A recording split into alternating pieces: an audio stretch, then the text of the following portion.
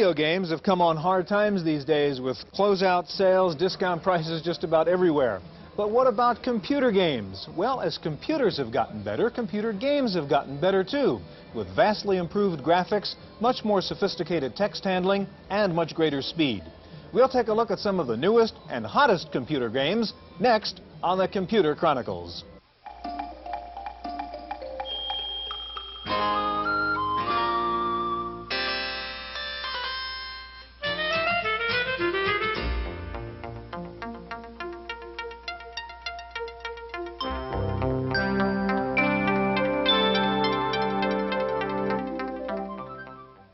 The Computer Chronicles is brought to you in part by McGraw-Hill, publishers of Popular Computing, the magazine that gives readers an understanding of the technology and applications of microcomputers and software in office, home, and classroom.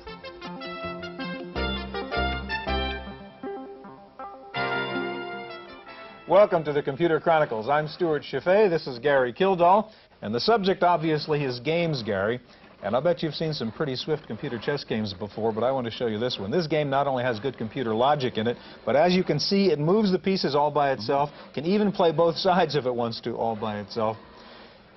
Computer games kind of drove the early personal computer revolution, and some people are saying that computer games as a part of the market is kind of dying now. Do you think that's the case? Well, it looks from this game that the game player is a dying breed, but they don't need us, do they? Don't even need to be here to play it. But no, Stuart, I think what's happened is the market has settled down to a group of dedicated game players, and those game players expect fairly sophisticated video games. Well, we're going to see some pretty sophisticated games. We're going to meet the premier chess programmer, Kathe Spracklen of Sargon. We'll meet one of the hottest new games, Millionaire. We'll go into the mysteries of the new adventure games. And you know, the graphics demands of new computer games are so great that programmers are now turning to the animators who used to work for Disney. We have a report. The art of animation grew up alongside the early motion picture industry. Based on storyboards, character development, and a detailed script, it was a repetitive and time-consuming process. But today, much of the task can be computer-assisted, and that has great potential for the computer game field. This game designer can dream up a character, give him a personality, lifelike moves, and quickly bring his paper sketches to life on the screen. With a light pen, an artist can adjust each pixel on the screen to give his character the most fluid movements. All of the elements of the game, from action to background, can be drawn on a graphics pad, tested, and changed instantly. To create an explosion, the animator first determines the shape and the size of the blast, and then builds a sequence. After checking the result, he can place it precisely within the scene. But in spite of electronic aids, the present-day game designer is still faced with a monumental challenge: to transfer the personality of an invented character from the full-size drawing pad to the tiny pixels on a video screen. To accomplish this takes finesse and detail. For example, when the hero is introduced, his movements are quick and bold. But when faced with adversity, his mood reflects it, and he slinks away with slumping shoulders. To most players, this may not seem like a major step forward, but it closely resembles the methods used to make traditional animation lifelike. The more plastic and fluid the movement, the more realistic the action. How much of this realism can be transferred to the electronic game board remains to be seen.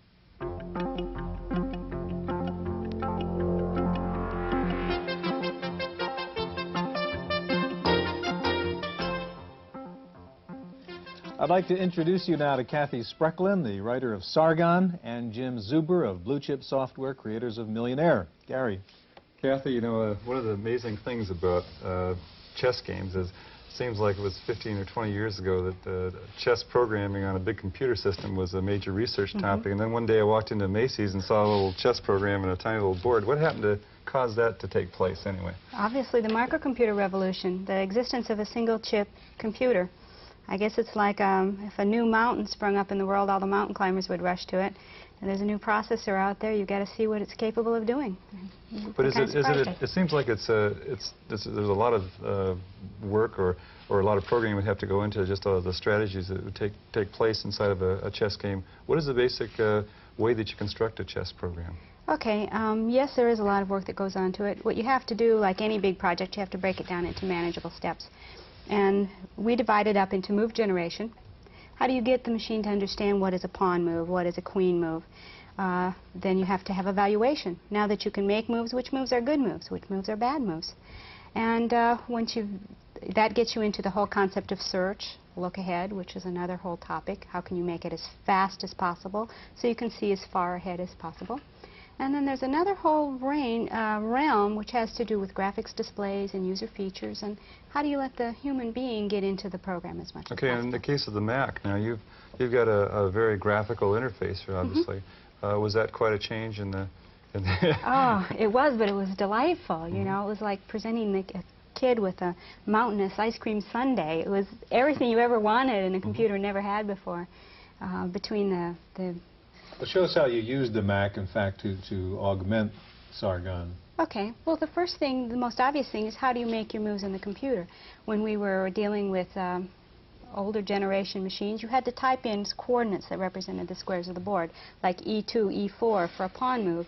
Now you simply take this little cursor that looks like a crosshair, position it over the piece that you want to move, press, let it go where you want to move it. And Sargon responds by flashing his move. And it actually does record the coded move. Yes, for if you still want to see the move list, you can get it recorded there. If you like, you can print it. There's a file. You can print the move list if you want to do that. All of the features that are... I didn't mean to do that. Well, it certainly makes it a lot simpler to use and a lot easier to see what's going on in the other games. All the features you can get at just with the press of a mouse button. In fact, it's aside from naming your game, that's the only time you'd ever need to touch the keyboard. How does a game like this fare in terms of playing a good chess player? Does it do well? It beats the majority of tournament chess players, and it just absolutely the vast majority of casual chess players. A world champion would have no difficulty beating it whatsoever. A chess master could probably play it 100 games in a row, and it might surprise it and win one game or something. That the master might win all 100. Can you win the game pretty well because you know all the corners? I have to set it on its lowest level. You can set levels based on time. If I put it on 5 seconds move, and if I select this little thing called easy play, then I can beat it. Kathe, you went from Sargon to Sargon 2 to Sargon 3. What were the improvements? How is it a better chess game now? Each edition of Sargon involved a total rewrite of the chess playing algorithm. Each version of the program had approximately a ×10 or better speed improvement, which translates directly to a play enhancement. The big thing that a user of Sargon 2 would notice compared to Sargon 3, Sargon 2 played a fine game of chess if you were patient. If you were willing to wait 2 or 3 minutes a move, you got a fine game of chess. Sargon 3 gives you that same game of chess at 5 or 10 seconds a move. And I understand that this is a husband-wife team? That's right. As far as the programming is concerned. That's great. Jim, I want to get you in here, and you're not the husband. No. But you've got Millionaire, which also is especially tailored to take advantage of some of the Mac features. So introduce us to Millionaire. Well, basically, Millionaire is a stock market simulation, and as I was mentioning before we went on, the way I got into this was I'd made a few $1,000s doing some consulting work and invested it in stock options, and over the course of a year had a great time, learned an awful lot about stock options, and also lost half the money. Just about that time, the IBM personal computer was coming on the market, and there was great speculation over the kind of person that would buy that computer, an upwardsly mobile person very concerned about their own personal well-being and their personal net worth, and I decided that, gee, why don't I take the experiences that I just learned in the stock market and apply it to a computer game that kind of specifically tailored to the kind of individual that would buy the IBM personal computer. Tell us how, in using Mac, you were able to make Millionaire such an effective game. Okay. Basically, the original version of Millionaire on the IBM was structured in a kind of a hierarchy of menus, which is a pretty traditional way to write a computer program. And unfortunately, in the real world, when you want to invest in the stock market, you want to look at all kinds of information at the same time. And about 6 months before the Mac came out, Apple came to us and said, gee, we'd like to make sure that Millionaire is available on the Macintosh, and we were very excited about it. And as a coincidence, 2 days after Apple came to us, I got a call from a programmer that had spent the past year programming the Macintosh for Pete Marwick Mitchell. So suddenly, 2 days, we had a programmer with a year's experience and a product, and we were ready to go. Okay, show us how you'd play this here. First thing we're going to do is we're going to bring up a save game, and in about 10 seconds you'll see the central screen of Millionaire. Basically, you can invest in 15 stocks in 5 industry groups, and everything you can do in the real world, you can do in Millionaire. Does this make you a better investor, too? It will not make you rich. We bang away at that time and time again. The feedback we get from our customers is they say, my gosh, the stupid mistakes that I didn't make because I played your game first. Millionaire provides you with that fundamental knowledge that gives you the courage to go out and invest. Okay, Jim, just a little time left. We have the basic screen up here. Show us how you play. We have the basic screen up here. Basically, here's how you play a game of Millionaire. I'd say, gee, let's buy some Dow Jones stock. I'd click on Dow. We'd come over here, get a description of Dow Jones. Learn a little bit about the history of the company. Gee, what's it all about? Next thing we do... And this is based on fact, all this. Based on fact. We'd come and take a look at how the stock market in general is performing. Stock market looks like it's going up. We take a look at how the heavy industry group's doing. Seems to be going up. Let's take a look at Dow Chemical. Dow's going up. Let's go ahead and buy a little bit of Dow Chemical. And we're going to slip the keyboard over here. Well, let's go ahead and buy 3,000 shares of Dow Chemical. And as you'll notice, we'll get a transaction report just like you'd get from your broker, commission and the whole works. Now we're going to move over and we're going to clean up the desktop a little bit as soon as the computer will allow me to do that. Now, what we're going to do next is we're going to move ahead a week, and we're going to see, gee, what happens when we move ahead a week to the price of our stock? Before we do that... How'd you do in the first week? How do we do in the first week? And this is the beauty of Millionaire. What I can do is I can bring down my stock portfolio. I can shrink it up a little bit. Okay. I can bring down a graph of the stock price. Let's get the graph. And I can scroll the graph. Horizontal scrolling. We can shrink it up something like this. How about that? We'll move it over here. Now we'll bring down news reports. The game actually has newspaper reports from the Wall Street Journal and Barron's. And Jim, as you go forward each week, you'll see news reports.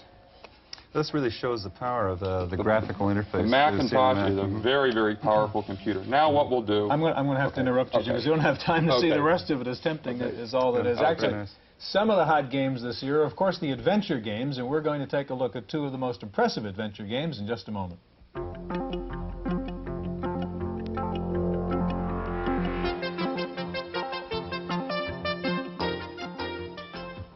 Joining us now is David Crane, a software designer, one of the original founders of Activision, writer of Pitfall and now Ghostbusters, and also David Lebling, a game designer with Infocom and a co-author of the Zork series. Now, before we get to play Zork and take a look at Ghostbusters, the program, you're probably familiar with other movies like Star Wars and Raiders, which had spectacular special effects. Well, some of that same technology is being adapted now for computer games by director George Lucas. Wendy Woods has a report. Welcome to Lucasfilm. For the sake of security, we can't tell you exactly where we are, but I can tell you that this is where programmers have virtually free hands in employing state-of-the-art technology in video game design.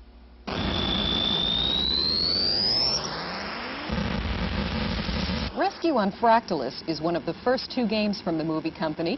The player sees his or her point of view and a world where space, form, mass, and velocity are true to life. This is accomplished in part by use of a geometrical formula called the fractal.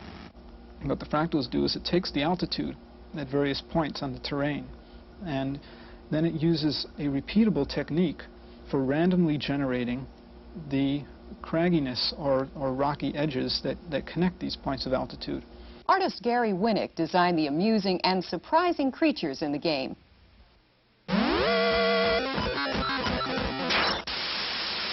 Ballblazer is a kind of space-age hockey with 2 players' points of view. You'll notice the edges on the playing field diagonals are smooth. That's called anti-aliasing, or blending 5 different colors at certain grid points. Lucasfilm designers took a year to complete both these games. We didn't have a marketing organization breathing down our necks saying, you have to get this done in 3 weeks or something. And rather than worrying about that part, we're just told, do the best you can do something which is new, which really pushes the art of video games and video technology as far as you can make it. The designers' next games will be for the newest low-end computers. You can be sure the entire industry will be watching. For the Computer Chronicles, I'm Wendy Woods. Well, Stuart, before we get into another movie here, Ghostbusters, it looks real interesting. I'm anxious to see what this looks like. I'd like to talk, David, a little bit about adventure games. And what is an adventure game and what makes it so interesting for people? It's in a world right now where we're going to graphics a lot. It seems to be based in words. And what is it? Well, the wonderful thing about an adventure game that's based on words, of course, is that your brain probably can do a much better job of creating the pictures than the computer can with today's technology. And so our games are all text. You interact with the computer in words, and the computer spits words back out at you. And so there are no pictures at all, except the ones in your head, which are the best. Now, these are the kind of games that, well, mostly, I guess, kids play with, and they go through different branching schemes, and every point you get a chance to go north, south, east, and west, and so forth. Are these games getting more sophisticated now? Who's writing them? Are they being written by authors or what? They're definitely getting more sophisticated, and I wouldn't even say that they're mostly played by children anymore. We have people from ages 8 on up. As soon as you can understand the words, you can play it, and it doesn't necessarily fade with age. A lot of adults enjoy them quite a bit. And I guess what I'd say about the idea of branching is that it's more than just branching, because it would be a very, very fuzzy branching thing if it was a branch. It's got directions, it's got verbs, and the verbs can be very complicated. You can say things like things with direct objects and indirect objects. You can talk to other characters. You can ask fairly complicated questions like, where were you on the night of the murder? And so it's more than just a simple branching scheme. It's a really fairly complicated computer program. Now, David, to confirm what you said about age, by the way, I'm a great Zork fan and into all your other stuff, unfortunately. But I remember playing the old Scott Adams adventure game, you know, Go North, you know, Drop Box, you know, and it's come such a long way now to the Zork type things and what's come after that. What has allowed that difference? I mean, how did it get so much better? Well, one reason it got better, I think, is that Infocom, at least, has an extremely good development system and an extremely good parser built into the program. And the parser can understand very complex sentences. And the more complex the sentence you can understand, the more complicated and more exciting the action in the game can be. Okay, David Crane, let's turn to the other side now of games here, from an adventure game with no graphics to your kind of thing, which is loaded with graphics. First of all, of course, you were most well known for Pitfall, I guess, which was a video game cartridge type thing primarily. Do you think computer games are kind of going to go the way of video games, or is this a different animal that interest in them won't die? Well, there are going to be several different classifications of games going forward, such as adventure games, there are strategy games, action games, arcade games. One of the most difficult aspects of the industry right now is categorizing games, because everything crosses into other categories. Ghostbusters, as a computer game, is an action game, but unlike action games in the past, which took place on one screen, one pretty picture, there are so many different aspects to the game. In this game, you're starting a franchise with bank money and several different screens where you plot courses through the city streets, and you drive through the city streets, and once you get there, you have to catch the ghosts. If you miss, they can slime you. It's on and on and on. Can we see and hear some of Ghostbusters? Okay, well, to begin with,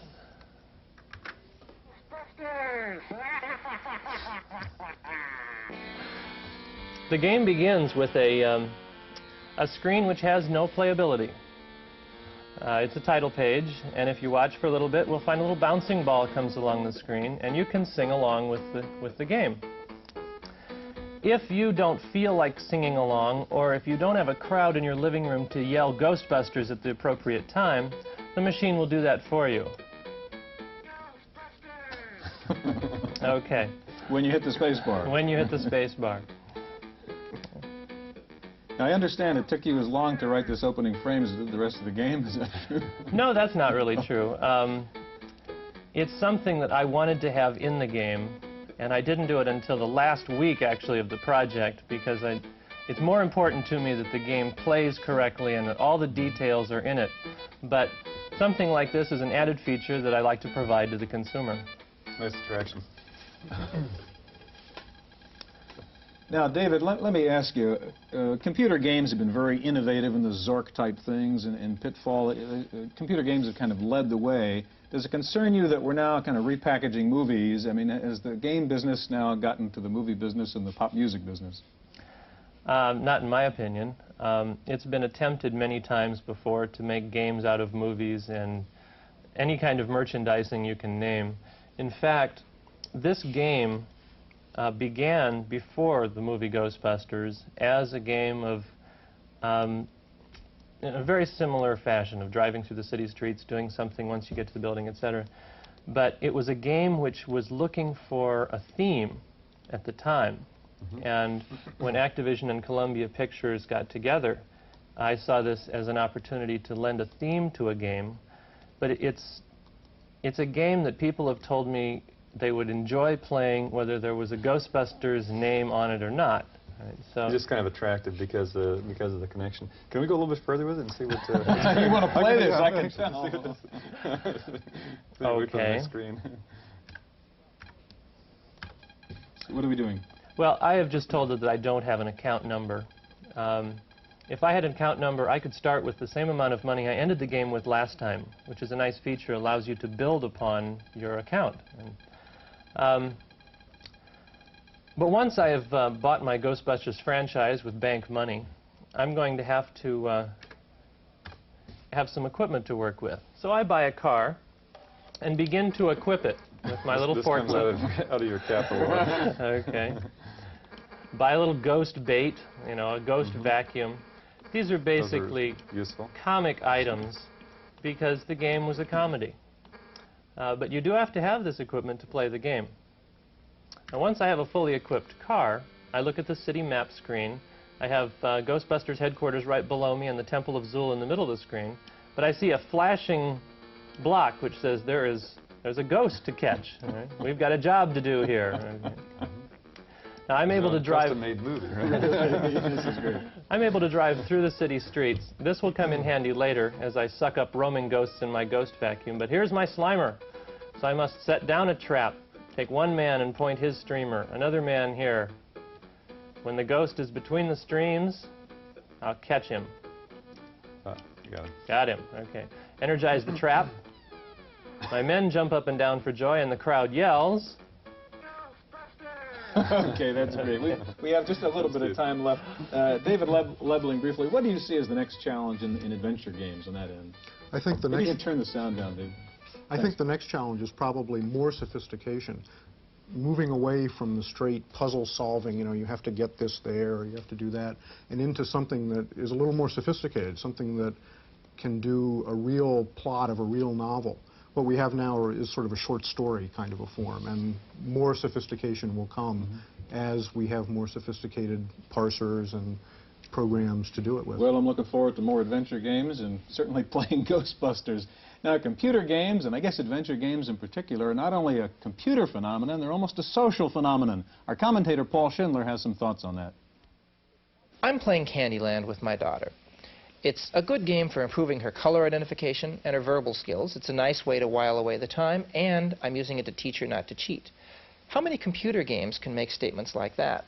Now, listen, I know computer games have their good side. I've reviewed some in the software segment, and I'm going to review more in the future.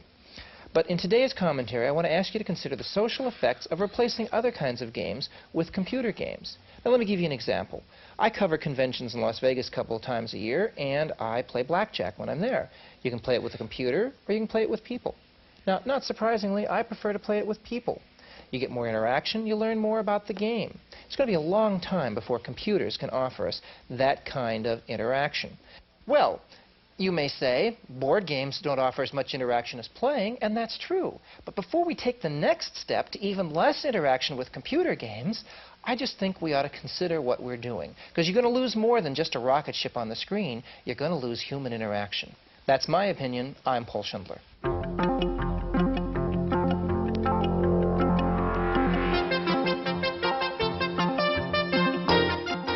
In the random Program Access File this week, lots of news on the lap portable front. First of all, Grid Systems, known as the Porsche of lap portables, has come up with a whole new line of lap portables starting at about half the price of the original Grid Compass. An interesting aspect of the new Grid lineup is that you can pick the kind of screen you want depending on your interest in readability versus power consumption. The new Grid machines go from traditional hard-to-read LCD screens all the way up to a new plasma display with red characters on a black background. Meanwhile, Ericsson Computers is out with a new plasma display portable. It weighs in, though, at 15 pounds, and K-Pro has introduced its new lap portable. It features a 25-line LCD display, IBM compatibility, and a built-in microfloppy. And the Morrow Pivot is taking its crack at a readable LCD screen with a portable featuring a kind of backlit LCD display which glows in the dark. One of the problems with the old portables, the luggables, was you could break your back carrying them. Well, the good news is there is now software that analyzes back problems. It's called the Spinal Health Data Program, and it uses an IBM PC to digitize back x-rays into high-resolution color graphics, which supposedly provide better information to the doctor on what's wrong. The computer also compares the profile of the x-ray to a standard normal spinal configuration and offers diagnostic help. The idea of a robot with eyes has moved one step farther along with the development of a new line of vision robots from a company called Diffracto. Using solid-state video cameras, strobe lighting, and computerized wraparound lasers, the robots can not only see as well as humans, but can poke their robot eyes into tiny openings, see behind things, and see with a precision and speed impossible for the human eye. One of Diffracto's new seeing eye robots can sort objects at the rate of 10,000 an hour and can spot and reject microscopic imperfections. That much-dreaded phrase, "our computer is down," may be a thing of the past if Tandem Computers has its way. Tandem, makers of so-called no-fault or fully redundant computers, has unveiled a new line of low-cost, fail-safe minis which can run in a normal office environment. The no-fault machines are popular with banks and airlines, where downed computers can be costly, if not disastrous. One disaster you want to avoid is buying the wrong software, so here's Paul again with this week's review. I was just checking my armband here. You know, we were all looking forward to the reading of the will until we found out there wasn't one. A lot of people don't leave wills, usually because it's too expensive. Many states now allow stationery stores to sell form wills. This looks like a clear opportunity for computerization. At least that's what the San Francisco PC Users Group thought when they distributed Free Will. Now, this is an all-text program, and frankly, it isn't terribly sophisticated. On the other hand, it beats the heck out of having to type all this in by yourself. This is as much a review of Free Will's distribution as of the package itself. We got it for $6 through a users group. There's lots of good software at users groups. They, in turn, got it from Headlands Press in Tiburon, California, where the tireless Andrew Flugelman pushes his concept of freeware, software you pay for voluntarily. So users of Free Will who like it sent another $10 to a company called C2 in SoCal, California. This is the opposite of copy protection. Freeware invites you to copy their software. I like that idea. Hats off to the Headlands Press in Tiburon. For the Computer Chronicles, I'm Paul Schindler. General Motors has announced that the 1986 Buick Riviera will come with a full onboard computer featuring a touch-sensitive CRT display on the dash. The computer will oversee nearly 100 automobile functions. If you're into walking rather than driving, you might be interested in a new company called Amfit, which uses a computerized system to put shoes on your feet. Amfit has a new process for programming its insole cutting machine by placing your foot in a pneumatic pressure bed while 500 little dowels form around your foot and tell the milling machine exactly how to shape your shoes. Finally, is the end of QWERTY at hand. What is QWERTY? The old-fashioned layout of typewriters, and some say, unfortunately, computer keyboards. The QWERTY layout was originally designed to slow down touch typists in the 30s when the fingers could move faster than the keys. But with today's computers, speed of keys is not the issue, so advocates of the Dvorak keyboard, with a more practical layout of the letters, say the time is ripe to bid farewell to QWERTY and say hello Dvorak. The Dvorak proponents say the new layout speeds up typing and therefore computer input by 50%. But with 30 million QWERTY keyboards out there, the prospects for quick change and quicker typing are dim. That's it for this week's Chronicles. We'll see you next time.